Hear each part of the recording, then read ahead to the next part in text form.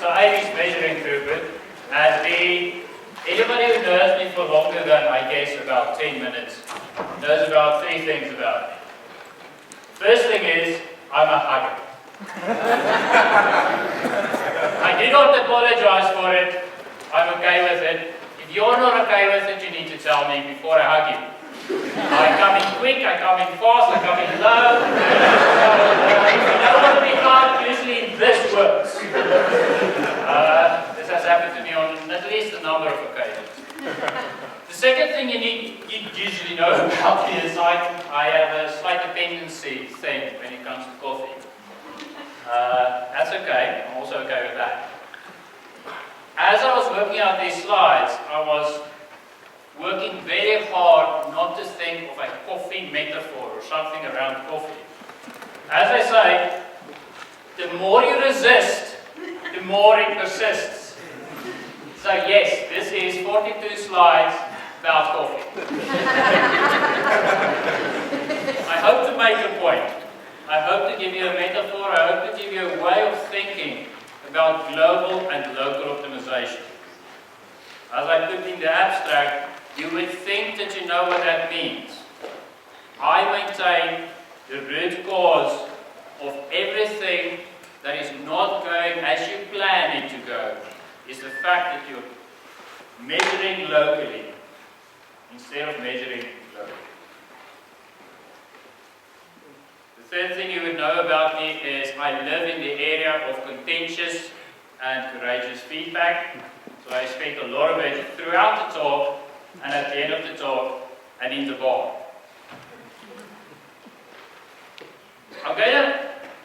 It's going to sound silly, and that's okay. Silliness is what we want. Play with it, see where it goes. If it goes to interesting places, thank me or don't. This is the problem statement. Make the best possible coffee, me personally, I can at home. This is something that I wanted to do a year or two ago, and immediately I rushed out and thought, okay, I need to make the best possible coffee I can, so what do we need? The best possible machine that we can possibly get. Almost got that one. I actually recalled it because it physically explodes. Not making this up, it's a defect that got out into the wild. Finally, I took this one.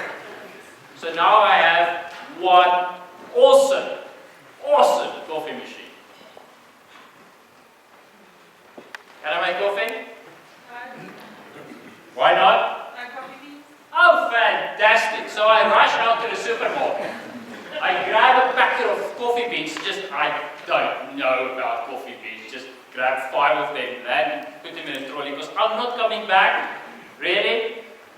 Load a few of them onto the trolley, rush home, I have coffee beans, and now I can make coffee. No.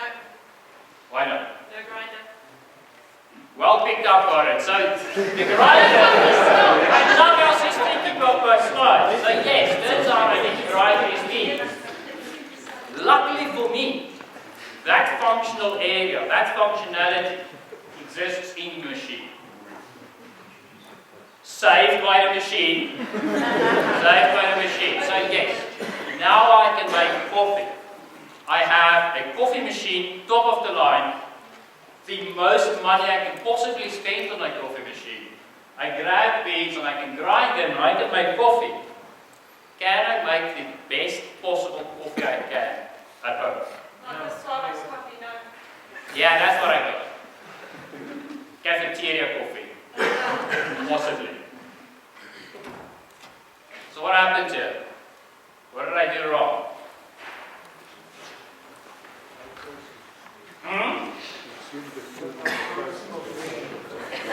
What is the most important thing when you try to make good coffee?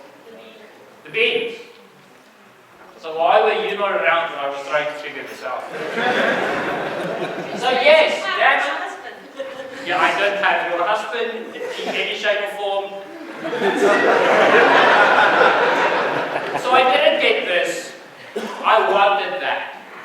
And yes, I need to go back to the actual optimization that you actually need to do to get good coffee, which is the beans. And it's not as easy as just the beans. There is at least two other things you need to know about the beans. The beans need to be roasted. 3 days later, they are wasted. They are gone. Not useful. Throw them out. And then, to optimize for really the best possible coffee you can, you need to roast the beans and immediately grind them. So that started a new shopping spree, where I went through every single grinder, and this one was close. Black, sleek, nice lines. Ah, come on. How's that for a grinder? I'm getting a shaking head, but she's being technical. Okay, KitchenAid. So this is then the grinder I decided on. Can I make coffee? Yeah, I've been doing it for a while. Am I making the best coffee I possibly can? I wager yes. Maybe. I like the maybes. That's the process improvement guys. I think I can make the best possible coffee I can now. What I optimize for is fresh beans. No older than 3 days. Ground immediately and then processed immediately by the machine, which gives me coffee. That's my setup. Now, is that the best possible coffee I can have at the best possible price? Nuh-uh. What can I substitute in that value chain? The machine. The actual machine. Before that, the grinder. This is the actual grinder I own. It's a hand grinder, ceramic. I splurged, cost me $800, imported it from Japan. This is the actual coffee machine I use. A piece of plastic worth about 300 rand. 500, it's gone up. Oh my word! Ridiculous! Yeah. It's like, I don't know, still less than the 8,000 used to cost, but okay. This then becomes the best possible coffee that you can do at home at the best possible price. Except those crappy beans. Except those crappy beans. I feel it's fine. As opposed to this. Now,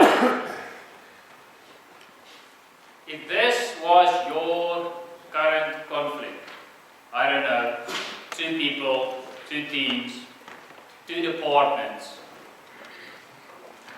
and they are called, I guess, production, and they make the coffee. How will you make them move towards this system? Will you be able to? Because they are measured on how well they buy coffee beans. And in most cases, that is measured on how cost-effective are the coffee beans that they buy. Which leads to what? A pile of old beans. They are getting measured on cost. They are measured on being cost-effective at doing that. So yes, it does make a lot of sense to buy in bulk. And they get measured at how quickly they can make coffee. And they have the extra functionality of actually grinding the beans. So now you're suggesting we're splitting out this grinding functionality or this piece of, we're splitting that out. But they say, no, we have an absolutely adequate grinder in this department.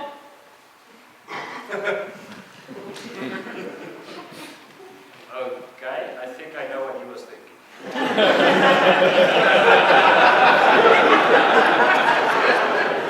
There is an app for that. I think I'm blushing. So yes, now you need to convince them to get to this, or at least to get to that. But you're measuring them in a way that they can't possibly allow that to happen ever. So when you get into that situation, what?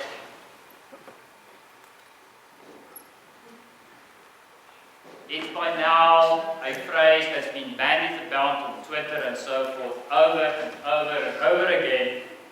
1990.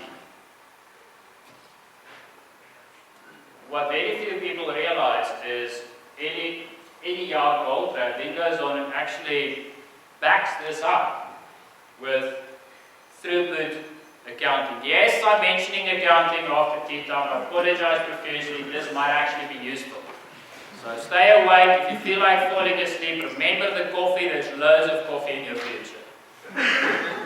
Throughput accounting is something that allows you to account for a global optimization.